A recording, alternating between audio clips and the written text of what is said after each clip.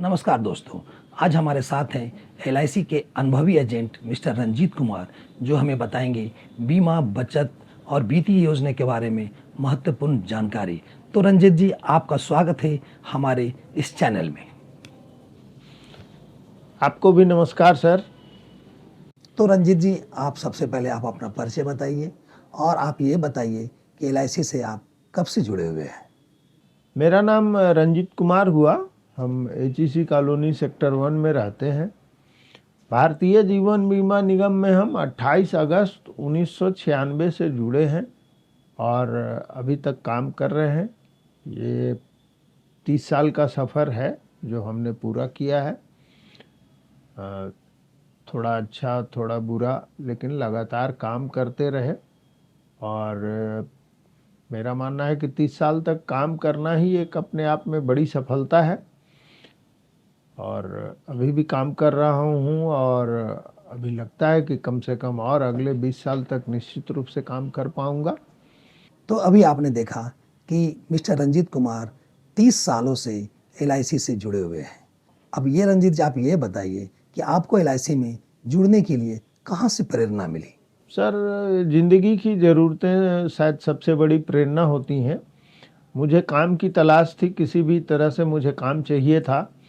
तो एक मित्र से मैंने बात किया, वो बोला कि अभी नया हो, नहीं कर पाओगे एलआईसी का काम, अभी कहीं दूसरे जगह कुछ कर लो। तो मैं फिर सहारा इंडिया गया, लेकिन संजोग से उस दिन मैनेजर नहीं थे। But I was so hurry, then I contact branch manager of JVG and he convinced me and I had just agree for looking for work. So he convinced me and I very next day I joined JVG. After 1 year, 1.5 year, my friend again advised me कि तुम वहाँ इतना दिन काम कर लिया, that means कि अब तुम मार्केटिंग का काम कर पाओगे, कर सकते हो। सो चलो तुमको LIC ज्वाइन करा देते हैं। सो ज़िंदगी की ज़रूरतें शायद सबसे बड़ी प्रेरणा थी। तो अभी आपने सुना कि इनको प्रेरणा कहाँ से मिली थी कि आज ये 30 सालों तक एलआईसी से जुड़े हुए हैं और एलआईसी की सेवा करके अपना परिवार जीवन चला रहे हैं। तो रंजीत जी, हमारे दर्शकों को आप ये बताएं कि आज के समय में बीमा लेना कितना उचित है। बहुत ज़रूरी है सर, आज के जीवन में बहुत ज़रूरी है, क्योंकि जीवन में अनिश्चितता बढ़ गई है। बहुत कम एज में भी लोगों का डेथ हो जा रहा है प्राकृतिक रूप से। सो जीवन बीमा की महत्ता पहले से बढ़ी है। दूसरी, जीवन बीमा की महत्ता इसलिए भी बढ़ी है कि हर आदमी कुछ जिम्मेदारियों से घिरा हुआ है। फिनेंशियल नीड्स, आई थिंक कि जो आदमी जितना पैसा कमा रहा है उससे ज़्यादा बड़े अपने सराउंडिंग्स और लाइबिलिटी को भी खड़ा किए हुए है, जो उसके रहने से मैनेज्ड है। वो just that is managed, not control, you can say. So वो जितनी आमदनी है उससे ज़्यादा बड़ी अपने आसपास वो personal loan, vehicle loan, housing loan, this type of loan he is carrying upon his shoulder. So हम समझते हैं कि बहुत बड़ी ज़रूरत है, क्योंकि फैमिली के लिए आप जब जी रहे हैं, और लाइफ इंश्योरेंस अपने लिए आदमी नहीं कराता है, ठीक है, वो उनके नाम पर बीमा होता है, लेकिन कहीं ना कहीं जिस वक्त बीमा करा रहा होता है आदमी, इंसान, उस वक्त उसकी फीलिंग्स यही होती है कि when I will no more then what support will be for my family. So family के ख्याल से कराता है आदमी। और निश्चित रूप से जो लेगेसी आप जी रहे हैं, जो जीवन स्तर आप जी रहे हैं, जो आपके होने से है, आप निश्चित रूप से चाहेंगे कि आपके नहीं रहने पर भी एटलीस्ट आपकी जो फैमिली है, आपके बच्चे हैं, वो उसी लेगेसी को, उसी जीवन स्तर को जी पाएँ। इसके लिए पैसा चाहिए, और उतना बड़ा पैसा all of sudden when you are no more, just LIC can give your family. So that is a very significant need for this type of time. तो दोस्तों, आपने देखा कि आज के समय में जीवन बीमा लेना बहुत ज़रूरी है। तो रंजीत जी, आगे चलते हैं और ये जानते हैं, क्या हम लोग सिर्फ टैक्स बचाने के लिए एलआईसी लेते हैं या कुछ और भी वजह है। इनकम टैक्स की महत्ता है, लेकिन अभी क्या है कि सरकार ने लिमिट को बहुत बड़ा कर दिया है, इसलिए अब पहले हम लोग जब बीमा बेचा करते थे तो खासकर मार्च में बहुत ज़्यादा पॉलिसियाँ बिकती थी अपेक्षाकृत दूसरे महीनों के तुलना में। उसमें सबसे बड़ा आकर्षण टैक्स का रहता था। लोग बीमा के माध्यम से अपना टैक्स बचाना चाहते थे, लेकिन अब ये इतना सिग्निफिकेंट नहीं रह गया। अब लोग बीमा के लिए लेते हैं। हाँ, जिनकी आमदनी 15 लाख 17 लाख है, 20 लाख है, उनके लिए फिर एक बार टैक्स का उसमें सेगमेंट है। लेकिन टैक्स से भी ज़्यादा महत्वपूर्ण एक और है उसमें कि किसी भी दूसरे इन्वेस्टमेंट में जब वो मैच्योर होता है तो उसमें सरकार टैक्स लेती है, लेकिन भारतीय जीवन बीमा निगम में अभी तक भारतीय जीवन बीमा निगम की मैच्योरिटी जो है वो टैक्सेबल नहीं है। ये भी एक बहुत बड़ा उसका आकर्षण है। इसके लिए भी जो लोग इस बात को जानते हैं वो लोग इसलिए भी बीमा लेते हैं या इंश्योरेंस में अपना इन्वेस्टमेंट करते हैं यूलिप प्लान के माध्यम।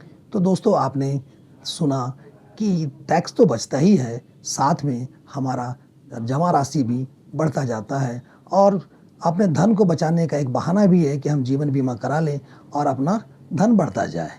तो रंजीत जी, हमारे दर्शकों को या युवा पीढ़ी को फाइनेंशियल प्लानिंग के बारे में कुछ सलाह देना चाहेंगे? Financial planning for own self ये है कि बचत होना चाहिए। हम लाइफ इंश्योरेंस के रिप्रेजेंटेटिव हैं, इसलिए ये नहीं कहेंगे कि आप अपनी बचत की जो भी क्षमता है वो पूरा का पूरा आप लाइफ इंश्योरेंस में इन्वेस्ट कीजिए। लेकिन हाँ, निश्चित रूप से जो भी लाइफ इंश्योरेंस के अलावा जो अदर्स प्लेटफॉर्म हैं, बचत होना चाहिए। अभी बहुत लोग लाख रुपया महीना कमा रहे हैं, लेकिन मंथ के अंत में बचत उनके पास एक पैसा भी नहीं है। सब ईएमआई में पैसा कट रहा है, दूसरी लाइबिलिटीज़ में जा रहा है।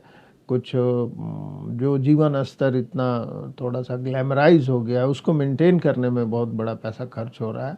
सो मेरा मानना है कि बिल्कुल बचत पे ध्यान दीजिए, अलग अलग प्लेटफॉर्म में अपना बचत को बांटिए, लेकिन हाँ, लाइफ इंश्योरेंस को पहली प्राथमिकता में रखिए।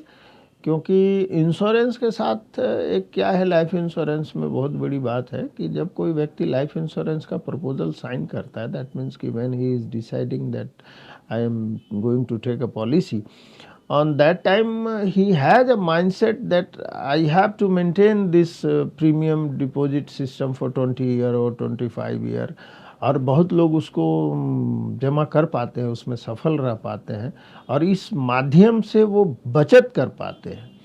तो लाइफ इंश्योरेंस को लाइफ इंश्योरेंस के चलते भी प्राथमिकता दीजिए। दूसरी बात है कि आप लंबे समय तक बचत कर पाएंगे, इसलिए भी इसको प्रायोरिटी दीजिए।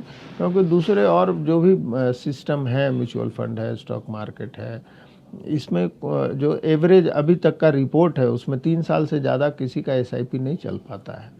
तो लाइफ इंश्योरेंस में एक माइंडसेट होता है और उस डिसिप्लिन वे में लोग पैसा जमा कर पाते हैं। तो from where and in which way you are saving your money, that is significant. So और life insurance is the I think the most significant platform.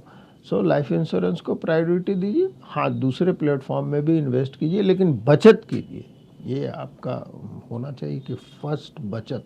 Warren Buffett ने भी कहा है कि पहले बचत करो तब खर्च का बजट बनाओ, ना कि खर्च कर लो तब फिर बचत का बजट बनाओ। सो बिल्कुल बचत को प्राथमिकता दीजिए।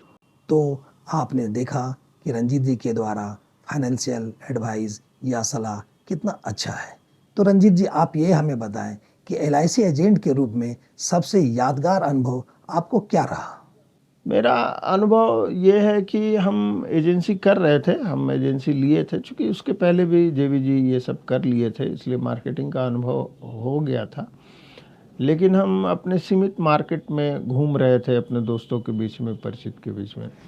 लेकिन उस वक्त भी मेरे मन में ये फीलिंग्स थी कि हम अपने मेरा जो प्रोफेशन है, अपने प्रोफेशनलिज्म को हम तरीके से नहीं जी पा रहे हैं। तो एक दिन मैंने डिसाइड किया कि हम रांची जाएंगे, and I had a cycle on that time. अपने साइकिल से ही मैं गया। ओवर ब्रिज के बगल में एक अर्जन पैलेस है, वहाँ मैंने अपना साइकिल लगाया और सबसे पहले उस वक्त वहाँ पर आईडीबीआई बैंक का ब्रांच था, उसमें मैं गया। और जो मैनेजर थे, चूँकि एडवांस जाके बीमे की बात नहीं कर सकता था या नहीं कर पाया, तो मैंने उनसे कहा कि सर हमको लोन चाहिए।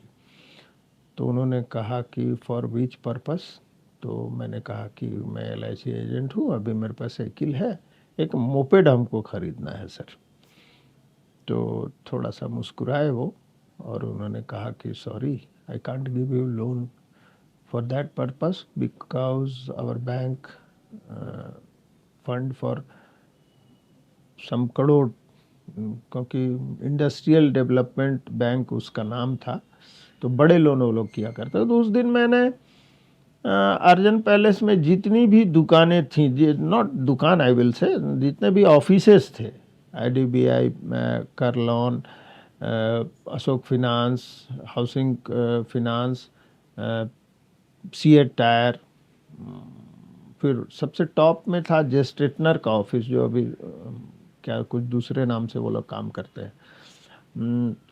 उसमें मैं गया, सभी लोगों से मिला। एक राम कैनू बनर्जी थे जिन्होंने मुझे कहा कि आप संडे के दिन अपने घर आइए। संडे के दिन मैं उनके घर गया और वहाँ से मुझे एक राम कैनू बनर्जी जी से मुझे 25,000 का एक बीमा मिला क्वार्टरली, 600 कुछ रुपया या 500 कुछ रुपया था। I was so happy, I was so delighted that I got a policy. I was coming from R&D side, my friend who help me in joining LIC, he was there. अबे बड़ा खुश लग रहे हो, क्या बात है? हम बोले एक तो पॉलिसी मिला है। तो बोला कितना का? हम बोले इतना का। तो जब हम उसको बताए, तो चूंकि he was so senior from me, so बोला बैग पिद्दी सा पॉलिसी लाया है और इतना ये है। But I was happy because I got that policy in my own way, in which way which I wanted to get a policy. That was a result of my marketing.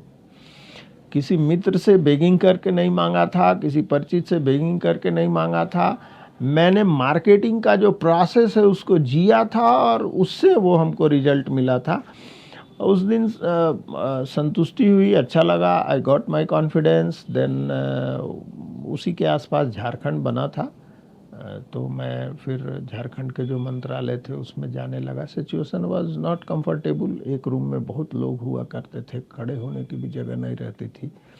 उसमें मैंने काम किया, एक टेप रिकॉर्डर टाइप का, जैसे इंसान बजता है कि मैं रंजीत कुमार LIC एजेंट, कोई सुना कोई नहीं सुना, but I was doing my job. And then I make a fantastic. आपने इनका अनुभव सुना, आपको अच्छा लगा होगा। अगला सवाल और अंतिम सवाल रंजीत जी आपके साथ, जो लोग LIC एजेंट बनना चाहते हैं उनके लिए आप कुछ कहना चाहेंगे? अच्छा काम है, निश्चित रूप से अच्छा काम है। कोई छोटा मोटा प्राइवेट जॉब करने से बेहतर काम है। If you don't have a technical degree और professional degree, if you are just simple graduate और मैट्रिक पास इवन, तो आपके लिए ये बेहतर काम है। कोई इन्वेस्टमेंट नहीं है, आपके समय का इन्वेस्टमेंट होता है। बहुत ज़्यादा संसाधन नहीं चाहिए। आज के समय में एक साधारण मोबाइल है, और अगर साइकिल भी है, मोटरसाइकिल नहीं भी है, तो भी आप ये काम कर सकते हैं और ग्रेजुअली इम्प्रूव कर सकते हैं। हाँ, बट डेफिनेटली बाज़ार कम्पिटिटिव है, तो आपको टफ़ होगा, निश्चित रूप से टफ़ होगा। ना सुनने का मिजाज होना चाहिए, जज्बा होना चाहिए, क्योंकि मैक्सिमम लोग आपको ना बोलेंगे, उसी में काम करना होता है। बाज़ार में बहुत कंफर्टेबल सिचुएशन नहीं होता है, और जब आप काम नहीं कर पाएंगे, अच्छा काम नहीं होगा, तो ऑफिस में भी बहुत कंफर्टेबल सिचुएशन नहीं होगा। लेकिन माहौल को कंफर्टेबल हम और आप अपने प्रयास से बनाते हैं, कोई बना के देता नहीं है। तो बिल्कुल अच्छा काम है और एक कैरियर है, एब्सोल्यूट कैरियर है। One who is graduate, he can take government job through LIC agency. आप एजेंट बनिए, काम करिए, जब डीओ का वैकेंसी निकलता है तो उसमें एजेंट को एज की प्राथमिकता मिलती है। और अभी एलआईसी का भी प्रयास है कि जो फील्ड फोर्स है, जो एजेंट का जो ग्रुप है, उसी में से मैक्सिमम डेवलपमेंट ऑफिसर बनाएं, क्योंकि उनको काम का अनुभव है, काम की जानकारी है। तो आप एलआईसी में ज्वाइन करके अगर आप ग्रेजुएट हैं तो आप फिर गवर्नमेंट जॉब भी पा सकते हैं। डेवलपमेंट ऑफिसर बनिए, उसके बाद आप डबल एओ बनिए, एओ बनिए, आप ब्रांच मैनेजर बनिए, असिस्टेंट ब्रांच मैनेजर बनिए। This is the career through this agency career. और निश्चित रूप से मेरे अपने अनुभव से तो मैं कहूँगा कि बहुत अच्छा काम है। और हर किसी की जर्नी अपनी अलग अलग होती है, अनुभव अलग अलग होता है। आप जब ज्वाइन करेंगे तो दैट विल बी योर। तो रंजीत जी, आपका बहुत बहुत धन्यवाद कि आपने अपना बहुमूल्य समय हमारे दर्शकों को दिया और इतना अच्छा जानकारी दी। दोस्तों, अगर आपको यह पॉडकास्ट अच्छा लगा तो इसके अगले एपिसोड के लिए हमारे चैनल को सब्सक्राइब कर लीजिए, लाइक कर दीजिए और अपने दोस्तों को शेयर कीजिए। धन्यवाद। आपको भी धन्यवाद सर, आपने बुलाया, अपना समय दिया, अपना प्लेटफॉर्म दिया, इसके लिए आपको धन्यवाद सर।